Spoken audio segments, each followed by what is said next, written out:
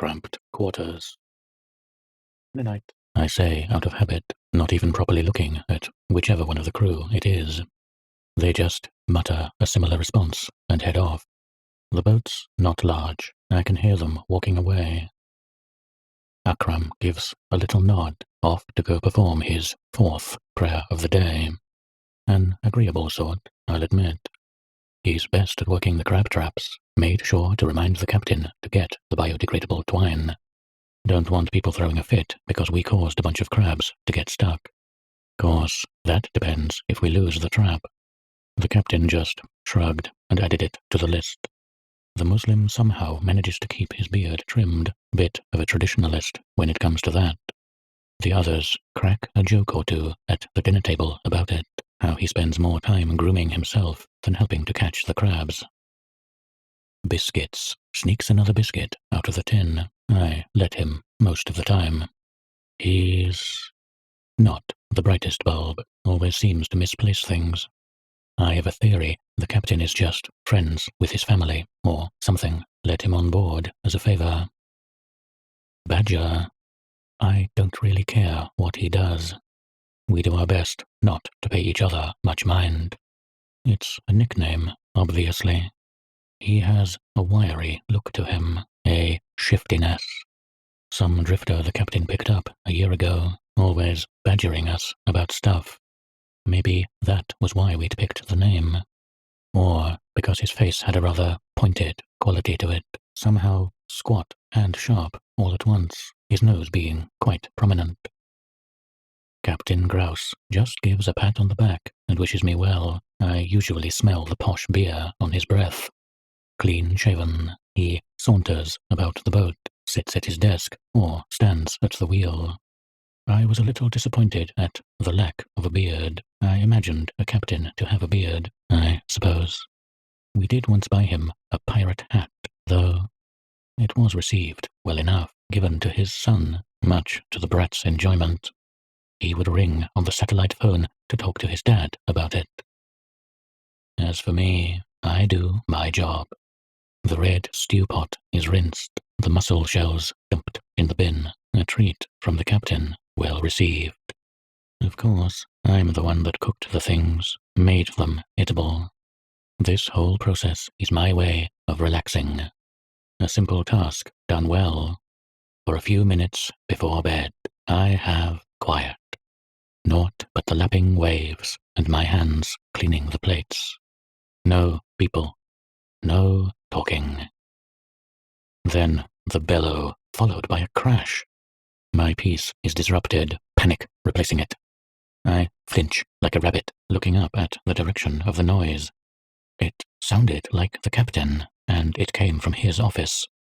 I rush forward, past the open doors of the quarter, and into the corridor leading to the captain's office. The doors open. I can already see Akram there, shouting at Badger. "What the hell did you do?" "I didn't do it." Badger sounds defensive, but I don't blame him.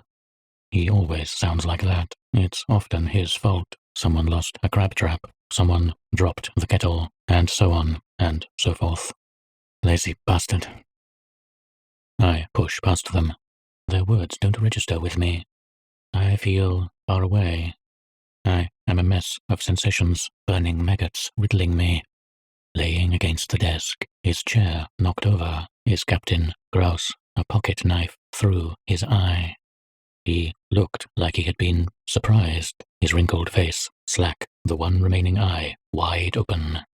He was in his nightwear too, a flowing nightshirt. It would have been a nice light blue, but the bloodstains ruined the image somewhat. Sick. I feel sick. This is sick. Dear God, I want to vomit, but hold it in. I feel how small the boat is.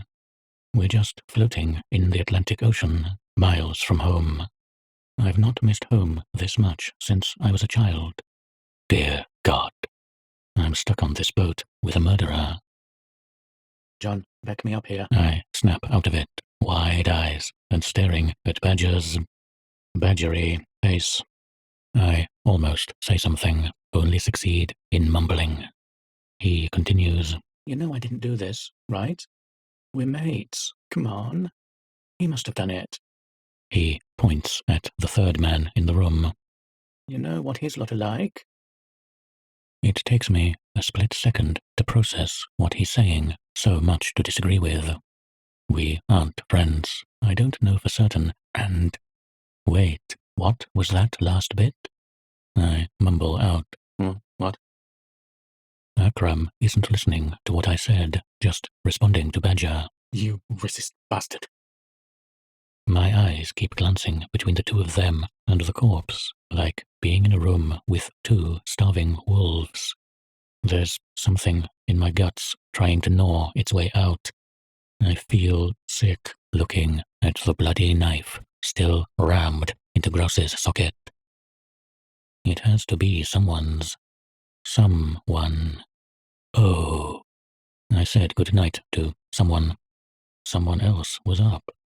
In a moment, I look back at the other two. They're glaring at each other, eyeing each other like prize fighters, neither one of them making a move. Good, I think. Don't want more dead on board. I rack my brain. Who was it? I can't remember. Look, just admit you did it. We can talk this out. Badger is trying to be persuasive now. It feels strange, tense, like a wasp in the room. No one's blaming you. We all hated the old man. No, we didn't. You idiot, I thought. He was decent enough. Always answering his son on the phone. I slowly turn my head to the desk, the drawer. The satellite phone. We use it to call in to the mainland. But I'm still trapped here with these people. I need to be smart, keep them talking. What are you looking at? Badger must have seen me looking at the desk, past the corpse. Johnny, you know it wasn't me, right? Look, I'd never do something like this. This is just like you, Badger. You're always shifting the blame. You've had it in for me for bloody months. Akram seems angrier now. The tension bubbles up a little more. Why are you even here? 'Cause I saw you here, standing over the captain. Badger took a step closer to him, as if ready to strike him down. Suddenly, a scream from the doorway. Biscuits is there, staring at the captain's lifeless corpse. The wails of an immature man. He gives me a chance. Thanks, mate. I scramble over, nerves alight, ripping the drawer from the desk and grabbing the satellite phone from its plastic bag. I have never cursed the boat more than I do now. I curse how cramped it is, how isolated it is. A floating coffin. Badger looks at me, beady eyes judging me, wondering what I'm going to do. I keep my eyes trained on him, only to glance at the phone and begin pressing the buttons. 9. Badger rushes towards me. He has to get around the table. My heart freezes, fingers feel severed from my body. I jolt and run the other way, past Biscuits. I feel Badger follow me up onto the deck. He's shouting at me. I don't listen. I wouldn't have listened before. I certainly won't now. I remember something. The cold jogs my memory, I suppose. They were white. Can't remember much else. If anything, the memory distracts me. I look back, seeing his scrunched face snarling at me as he reaches for the phone. 9. John, please. I can explain. He was gonna kick me off the boat. I can't.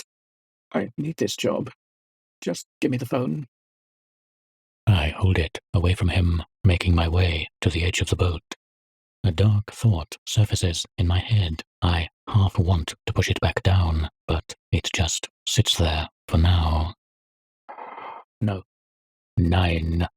The call goes through, ringing. He rushes for me, all grasping hands and snarling roars. I scream back, pushing at him, slamming my palm into his face and grabbing his head. I feel his nails rake my cheek. Thumb goes into his eye. He screams, dear God. He screams and falls. With a crash, he goes overboard into the freezing waters, wailing and splashing about.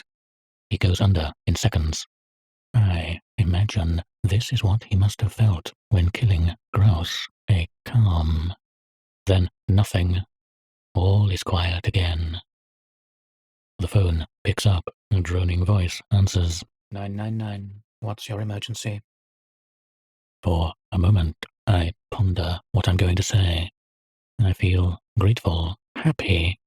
It gave me a reason to kill off the bastard. There's been a murder.